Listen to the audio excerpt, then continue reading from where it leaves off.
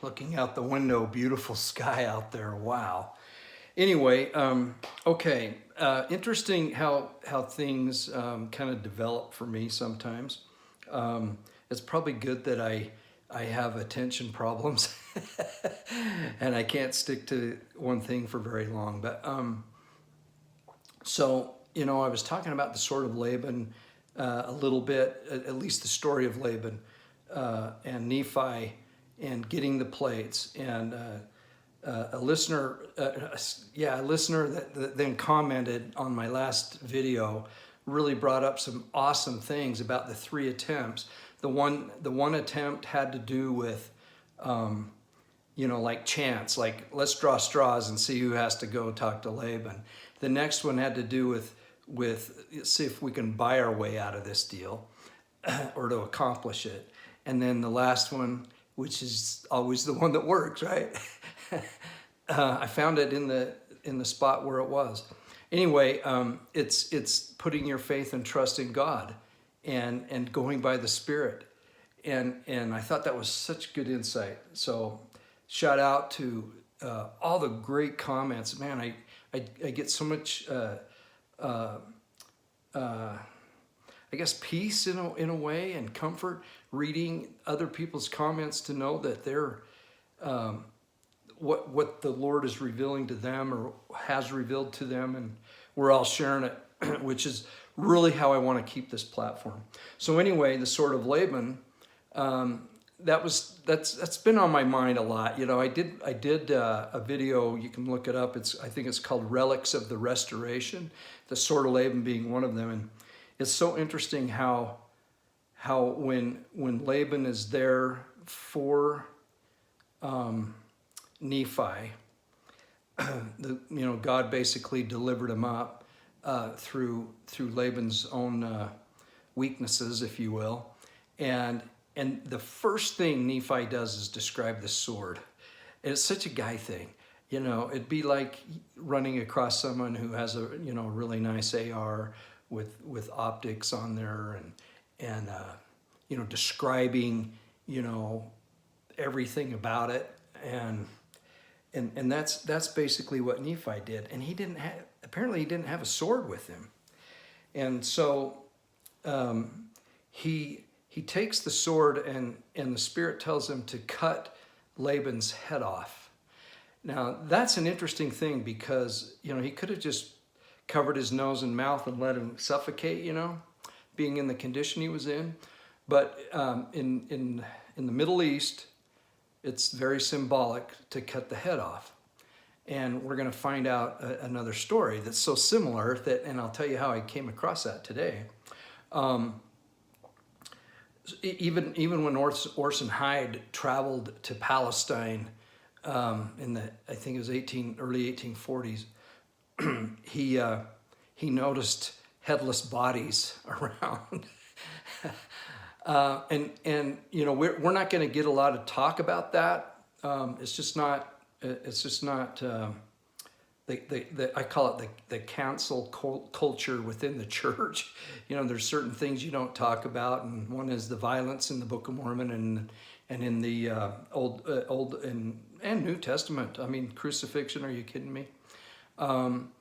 And really the Doctrine and Covenants, Pearl of Great Price, it's all in there, but we skim over those verses, and definitely the CES approach would be to skim over Nephi cutting off the head of Laban. and here's something that is so obvious, but for some reason it just never clicked to me. So I was watching a video. It's I can't remember the name of their video, or their YouTube channel, but it's Sergio and Rhoda. They're Jewish folks, but they're Christian. They live in Nazareth, and they put out videos about Israel, and it's really interesting. Well, they covered the valley where David slew Goliath, and Sue and I have actually been in that valley, felt the dirt in that valley. It almost looks like it reminds me of just south of Cedar City before you start dropping in elevation. It just feels like that. The trees are similar. I don't know. It feels like that. So the Philistines, they came from the Mediterranean side, and were on one side of this valley, and then the Israelite army under Saul were on the other side of the valley, closer to Jerusalem. And you know, we know the story, Goliath, and he yells. And so as I was thinking of Nephi, just having read that a day or two ago, and now I'm hearing this story, I just immediately shut the video off, and of Rhoda and Sergio, I think it is, and I read the story in 1 Samuel 17 of David slaying Goliath. And guess what? It's so similar. It's so similar.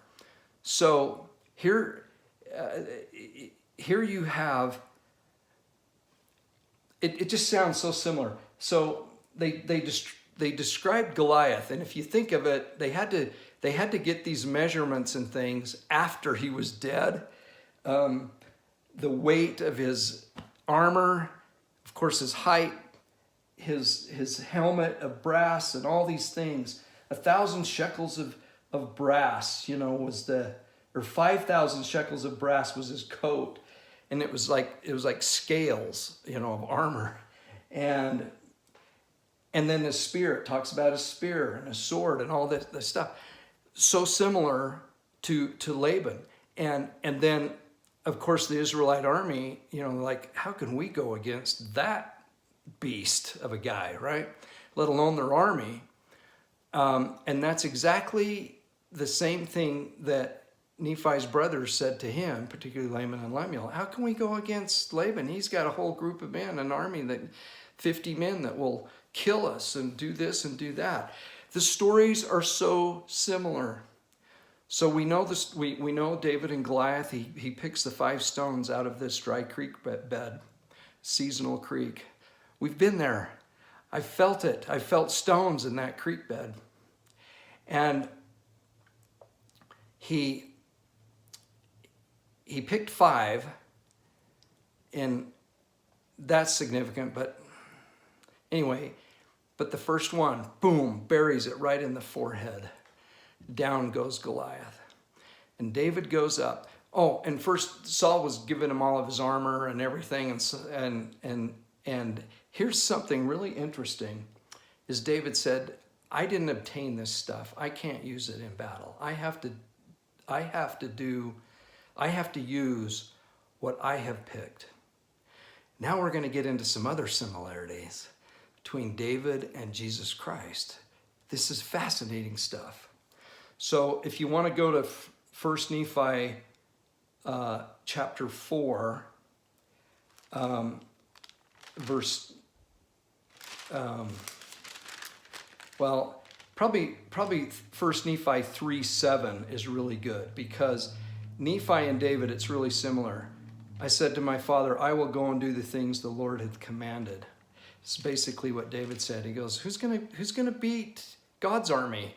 We're going to do this. Young shepherd boy, the youngest of the sons of Jesse. So, and then of course, 1 Nephi 4, that chapter is where Nephi slays Laban. And then if you compare that to 1 Samuel 17, it's so similar. The description of the armament, how powerful this person is, all this stuff, right down to where David takes the sword of Goliath and smites his head off. Are you kidding me? Are you kidding me? Rona, I finished the video, and Rona and Sergio, they and you can Google this, or DuckDuckGo is what I like to use now. The very name Goliath means to either uncover or expose. Expose our weaknesses, expose our guilt, our shame, expose our sins and the things we do wrong. So Goliath is a type of Satan, if you will. That's what he does. And he's so big and so powerful and so overwhelming unless you have faith in the only true and living God of Israel. And then you're okay. And you can battle that guy. So the similarities here between Nephi and David are huge. And think about it. What would it have been? Maybe 1,000 years apart? No, 400 years apart, maybe. I look that up. You can duck that one too. The year that David reigned and the years, and then Nephi. And think of it. Nephi slew Laban just a few miles away in Jerusalem. And here that valley is not that far from Jerusalem, where David slew Goliath and the Philistine armies fled, and the Israelites went after him. And so they all happen in that same area. Isn't that interesting? And it's all a type. It's all a type. Let's go to tie this further, David now to Christ. He's from Bethlehem? Are you kidding me? He goes up against this monster. And basically he says this. This is in Moses. This is in Moses 4. This is so cool. This is Moses 4:1.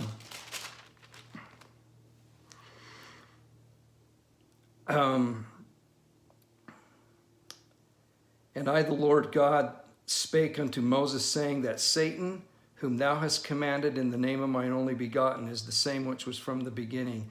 And he came before me, saying, Behold, here am I, send me, and I will be thy son, and I will redeem all mankind, and blah, blah, blah, blah, blah, blah, blah. I. And then here's what Christ says. I've covered this before in verse 2. But my beloved son, which was my beloved and chosen from the beginning, said unto me, Father, thy will be done, and thy glory be thine forever. And he basically said, I'm your guy, and you'll get the glory. And everyone will have agency to figure it out for themselves. And that's basically what David did. He said, send me out there, and the glory be to the Father. The glory be to the Father, not to him. And we know David had issues, major issues later on in life. So I don't need to have people remind me of that, okay? I'm very well aware of David's wickedness. I'm also aware of redemption. I don't know anything about what's going to happen to David, okay? But if you go to Israel and you go to Jerusalem and you go just south there across the street from the city walls and go to the city of David, you can tell there's a reverence there. And all through the country is this reverence for David and what he did for Israel and how he worshiped the Father and made some committed some horrible sins. But the similarities are amazing. Here's another similarity. If you go to 1 Samuel 17, it says, and the three eldest sons of Jesse went and followed Saul to the battle. It talks about Jesse. And remember we talked about the stem of Jesse being Jesus Christ? You know, I used to think, why didn't they say the stem of David? Because David was the guy. Jesse was a shepherd and had these sons and produced a great son in David, being the king of Israel and conquering and having faith in God to conquer the great Philistine Goliath and defeat the army basically by himself. Because once Goliath was killed, they ran. They ran like jackrabbits. So here's the interesting thing for me, is that Christ, he puts all the emphasis on the father. And I think that's why we hear of the stem of Jesse, because the glory or the credit, if you will, goes to the father. It goes to Jesse. So anything good that David did would go to the father. And Christ would be the stem of the father, of Jesse. You see how that works? And I think what that does is it gives us an opportunity to not brag about ourselves, but give credit to our Father and the Father. I guess it's our Father in both cases, but you see what I mean. And obviously Mother. Book of Mormon brings that into with the army of Helaman, that the mothers, you know. So that's what's so cool about the Book of Mormon is it ties in both components. But the credit went to the moms for the army of Helaman, the stripling warriors. Isn't that cool? The credit went to Jesse, and Christ gave the credit to God. It's just perfect. It's just perfect. I love it. I don't know what it has to do with anything going on today, but it could. But I love this. So we have Nephi, we have David, and we have Christ. And all are types of those that let God prevail in their lives for that time period, right? And we can see the shadows and the likes of things to happen, and how the children of Israel looked at those examples, and it pointed them towards God. At least it did some. At least it did some. And that's why many of the Israelites recognized Christ as the Messiah, because they'd read and studied and they felt and they knew. Now, I know there wasn't a lot, but there were some followers, and they were all for the most part, his immediate close friends were Israelites. They were Jews. They were from that area, and even though they were raised Jewish, they worshiped Christ as the Messiah. So let's acknowledge that as well. But when we're looking at these scriptures and a thought comes into our head, you know, what I like to do is follow that thought. And sometimes it's a huge distraction. I'm not very good at reading things from cover to cover. I do that with the Book of Mormon pretty much every year. It might slop over, you know. I'm not going to say I start on this day and finish on this day, but I'm always reading it from cover to cover. But then I get a lot of distractions, but you know, that's just the way how it's, you know, in my brain. But whatever works, it's fun following these threads and seeing these. My wife and I have been blessed to see some of these places,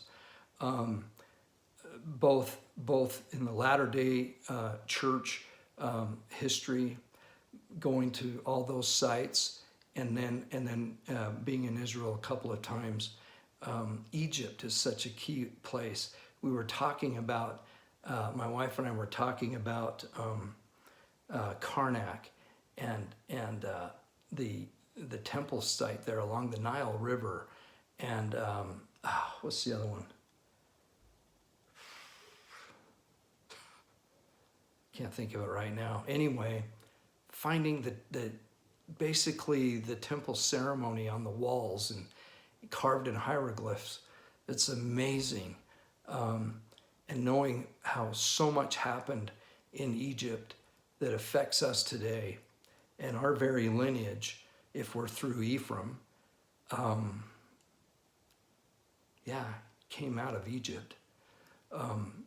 So pretty cool stuff. Anyway, that's it.